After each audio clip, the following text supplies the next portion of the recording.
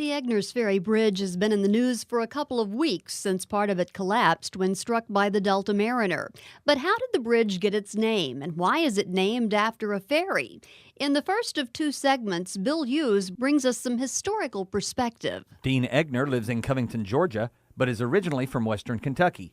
His great-great-granduncle was Milton Eggner, and he operated the ferry from 1840 to 1878. The first ferry, I believe, was operated with oars, and then later was operated by a blind mule walking in a circle on the boat's deck, and then he hitched it to a sweep pole, which supplied the power to the boat. And then later he upgraded it to a steam engine. Dean Eggner says that Milton was quite the businessman, establishing a grist mill on the ferry itself with a tavern and store near the ferry landing. He also operated a stagecoach and freight line between Hopkinsville through Murray and Columbus, Kentucky. You got to realize 1840 was kind of at the beginning of, I guess, all the western expansion coming in. So I'm sure that he saw an opportunity utilizing the ferry and the mail route and the grocery store there.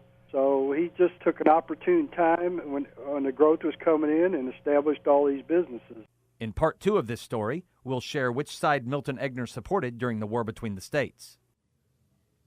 The Eggners Ferry Bridge was named for Milton Eggner, who started the ferry service and several other businesses along the banks of the Tennessee River between 1840 and 1878.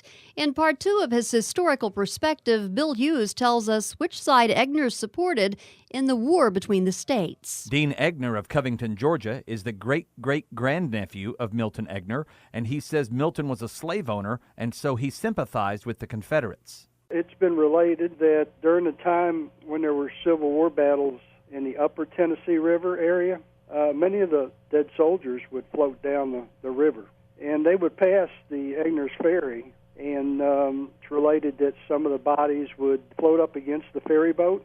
Milton, I guess, those wearing uniforms were cursed by him and pushed around the boat and drifted on, but those that were wearing Confederate uniforms were taken from the water and buried in a nearby field, or he would try to find the families that the soldiers belonged to if they had identification. Milton sold the land and the ferry to his son and daughter in 1878, and Dean doesn't know much about the ferry after that. Construction of a bridge started in 1928, which made the ferry obsolete, but the bridge has carried the family name to this day. It remains to be seen if the new bridge proposed for the area will keep the old Swiss name or if the historic reference will fade into history.